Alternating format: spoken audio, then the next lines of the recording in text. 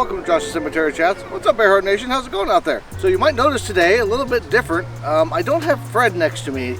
Today, actually, Mrs. Bearhart's going to join me talking about scary movies that we like. Part of the reason for that is because we were talking about it earlier on the way over, and she's got a list that she got on her phone of movies to kind of talk about whether we've seen them or not and what they, whether we liked them. But also because it's windy. You might see some things today that you wouldn't normally see in a video, like things flying across the back. Who knows what's going to happen today, but Fred kept getting blown over, and I finally said, you know what, I'm just going to take him out of the videos. Fred just isn't quite sturdy enough. He hasn't been eating well lately, so he's blown away. But before we actually get into the talking about the movies and stuff, I want to briefly mention something I normally wait until the end of the video to kind of talk about. That's my debut novel that I'm working on called The Journal. And it's actually something that I've been kind of releasing as a serial novel over the past few weeks. And basically every single Monday I'm releasing a new chapter of the book. And then once it gets completely released, I'm going to be releasing it as an ebook, as a hardcover, and a paperback. Now I'll have more details later on as far as how the hardcover is going to work. I've got some things in the works for that. So all of that will be released at some point in the future whenever I get ready for it. However, I can say that when the ebook comes out, anybody that has signed up for the serial novel on the website right now will get a free copy of the ebook included in the sign up for actually reading the serial novel. So if mystery books are something you're interested in, definitely go check that out. I'll have it linked down below. So when it comes to horror movies, I'm very much into the psychological horror as opposed to the gore.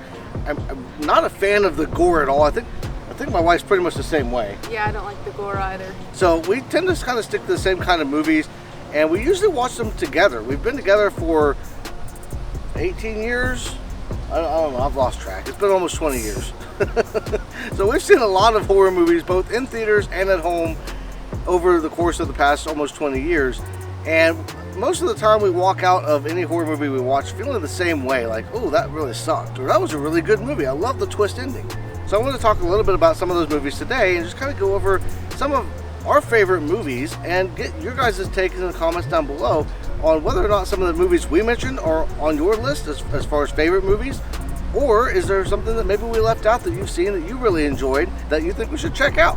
So this list isn't in any particular order, and it's just kind of going off of basically a list that she found on I don't know what website, but she found a list online of just horror movies that we could kind of talk about, because I was trying to think of horror movies, and some of the ones that came to mind, of course, were movies like The Shining. That's probably one of my favorite movies of all time. I haven't read the book, but I really enjoyed the movie, and I thought Jack Nicholson was amazing in that movie. But aside from his performance, just the movie in general, the creep factor, being in the hotel in the middle of nowhere in the winter time, it intrigued me from a horror standpoint, and it's something that after seeing that movie I was like, man, I would love to go out in a hotel in the middle of nowhere. Most people probably didn't feel that way after seeing that though. So she's waiting on her phone to load up, and while she's waiting on that, I'm gonna keep on Stephen King, because Stephen King, master of horror. The Mist. The Mist. The Mist was another movie, Stephen King, that I liked. Made me mad. Well, at the end, and there's gonna be spoilers. There's no new movies on this list. If you haven't seen a movie at this point, it's your own fault. So there will be spoilers. But The Mist, the movie, it irked me. Well, I liked it, except for the end. Yeah, the movie itself was good. The end, though, if you haven't seen it, or if you have seen it, you know, the way it ends, the guy is sitting in his car he's got I think it's his kid, his wife and kid, a couple of old people, something like that. Or girlfriend, I don't know. I don't remember the characters, but I remember the situation. And the guy, they only had enough bullets to kill all but one of them, so he kills all of them. And at the last second, as he's getting out of the car, he's waiting for the monsters to come in and attack him, and the mist rolls away, and the military comes out of the blue. And it's like, oh my god, this guy just did this horrible thing, and if he just would have waited 2 more minutes. And to me, the ending of that movie ruined the rest of the movie. Like, oh yeah. I enjoyed the movie, but the ending just was so bad, and I think a lot of people probably felt the same way. I don't think it got great reviews as far as the movie. The book, I understand, was a little bit different with how it ended, but I haven't read the book. Now, the other Stephen King one was Pet Sematary. Oh yeah, I like that one. And that movie, the original, the remake was okay. I think we watched the remake last year, I think. Yeah, I think it's a couple years ago. So the remake was okay, but the original movie was fantastic. Front to back, I love everything about Pet Sematary. There were some things in there that, especially with the kid, with Gage, the son, getting hit by the truck, and that whole sequence of events, and that just, to me as a parent especially, that movie terrified me. Just the thought of one of my kids when they were younger, especially running out into the middle of a busy road, that scared the hell out of me. And so that movie on a psychological level really hit me hard. But Blair Witch Project. The Blair Witch Project, that's one that I loved that you didn't like. No. The Blair Witch Project, a lot of people, it has a very controversial history, and it either gets really made fun of or celebrated. And in my eyes, I celebrate it because I loved the concept. What they did with that movie, if you are maybe too young to have been around when it first came out, they marketed the hell out of it as if it was a real, true story. And going into it, I remember as a kid at the time seeing all the promotional stuff for it and being like, oh my god, this is really true, these people are missing. And there was people that obviously saw through the facade, but there was a lot of people that bought into it. Oh, what were you gonna say? I was gonna say about the boy. I like that one. That one was a mystery. Yeah, the boy was, I liked it. They liked it too. The boy was it was good. I don't remember a ton from it. It wasn't overly memorable from that for me. But the end was kind of screwed up with the kid in the walls. Yeah. Like, that was kind of screwed up. That wasn't the direction I thought it was going at first. So from that aspect, it was a good plot twist. But the movie itself, I wasn't really a huge fan. It was okay. I was gonna say which one you didn't like. What What one did you not like? The boy? No, I mean like any scary movie. Oh, my least favorite scary movie? Oh. I know mine. What's yours? Mine would be Scream because there's too many of them.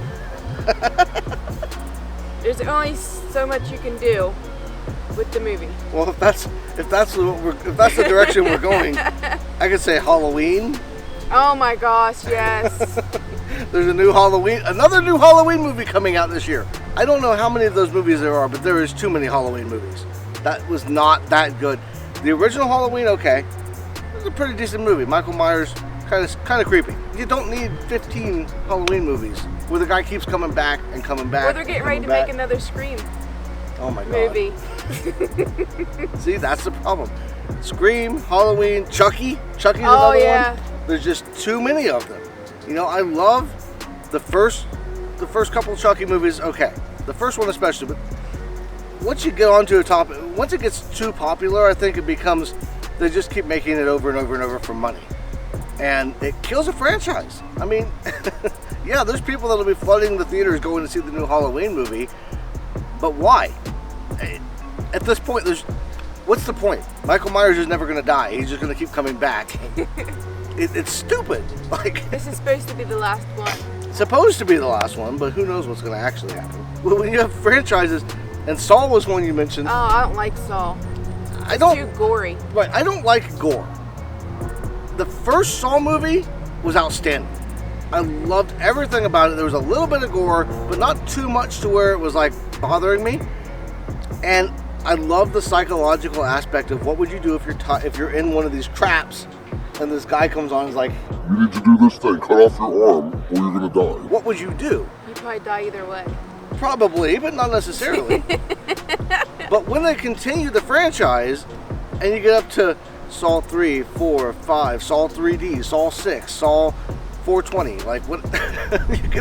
You have too many Saw. Was that Halloween 4? No, it was Halloween H2O. But when you get too many movies in a franchise, to me, it kills it. I don't want to see a franchise with that many movies when there's not a bigger story to tell. What's that one? Final Destination. Final Destination. Oh my gosh. It's another one.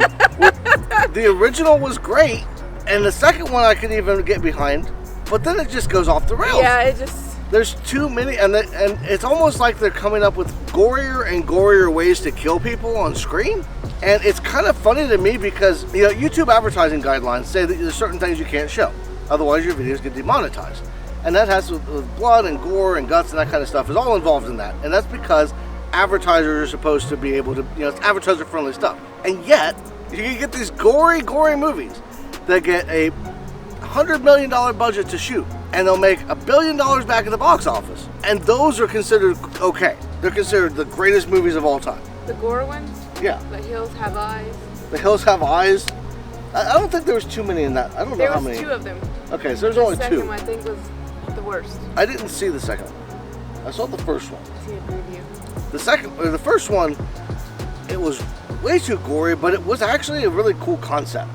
Well, the Texas Massacre was the same. And the Texas Chainsaw Massacre is the same way. But the Texas Chainsaw Massacre is actually based on true events. Which that's another thing some of these have in common is they're based on true events when you have horror movies. And I don't think I've ever seen a based on true events horror movie like The Conjuring. We talked about The Conjuring. Oh, yes. The Conjuring is another one based on true events. And it's complete hogwash. Like, none of the stuff in the movie actually happened in real life. But people eat it up. And to me, I don't care. I don't want to see a based on true events movie because for me, I can't suspend my disbelief if you're telling me that this actually happened. Or something along the lines of this actually happened. I can suspend my disbelief if you tell me this is a completely made up story. Because then I can go in and I can sit down and I can say, okay, let's have some fun and watch a movie. I can't do that when you're telling me, oh yeah, this totally happened. There was totally somebody being picked up and thrown across the room. Or the girl was twisting her head around in circles, spewing vomit out of her head, like in The Exorcist. When you have those kind of movies, where it's like, yeah, this totally happened. What about Krampus? Krampus is the one it's a horror movie, but it's also a Christmas movie. The kids love that one. Yeah, our kids are very into horror as well. to a point. Josh was not so much, but they loved Krampus. When they were like 7 years old, and we're like, hey, they want to watch Krampus, so we'll watch Krampus. And it was a good movie.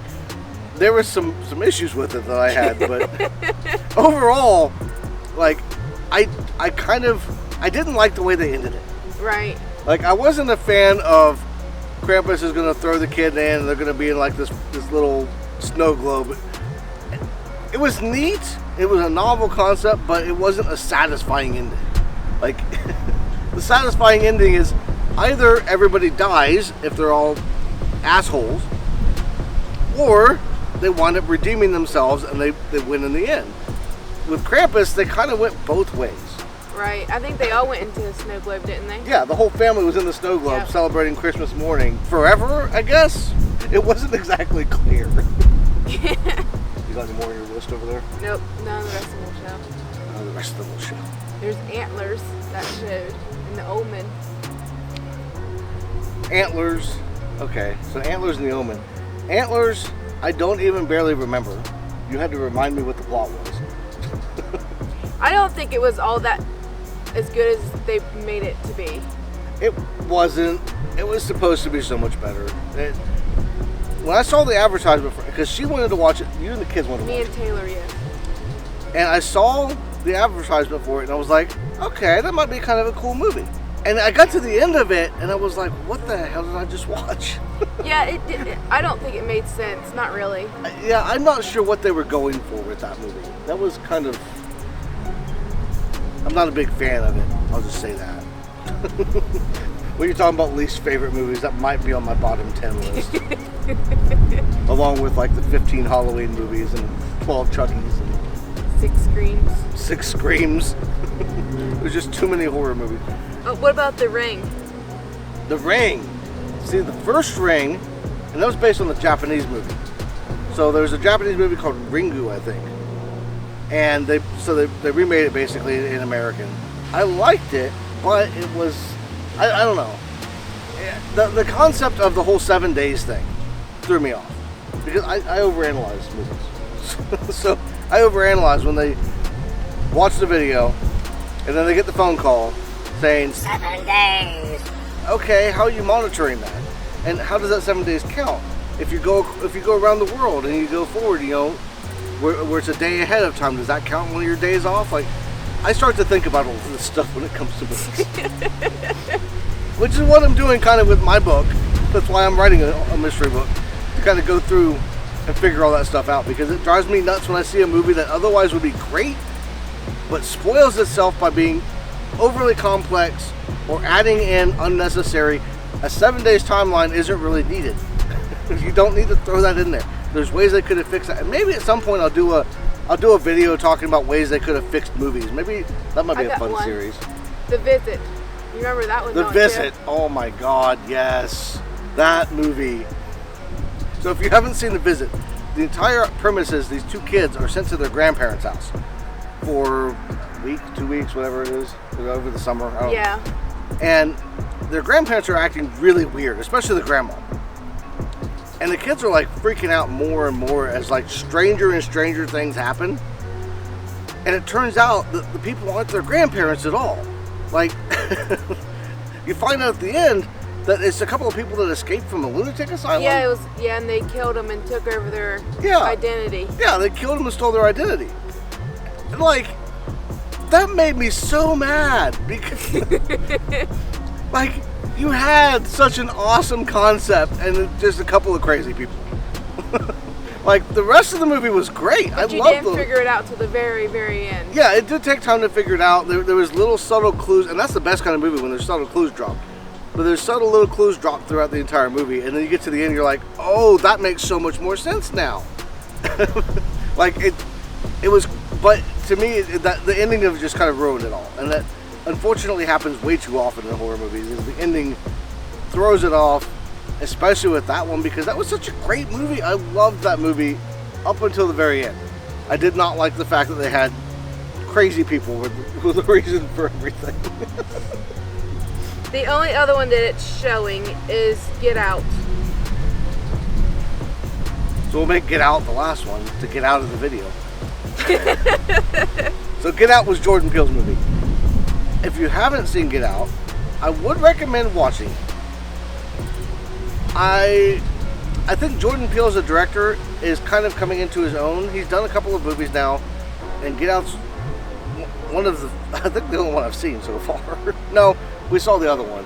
I can't remember what it was called, with the people that had their bodies replaced. Anyway, but Get Out was Jordan Peele's kind of a big thing into horror that I watched, the first one of his movies that I watched. And it was actually a really good movie. And I was impressed at the end. That was what really bought it for me. You'll find a common theme with me in movies is the end is what really ties it all together, because throughout the movie Get Out, they're dropping little hints of what's going to happen. And when they get to the very end and you find out what the whole thing is, just this big conspiracy, a bunch of old white people trying to take over, basically transplanting their brains from their old white bodies into young black people. There's a whole deeper meaning to it that I'm not going to get into, but the concept itself was really awesome. And I loved everything about it.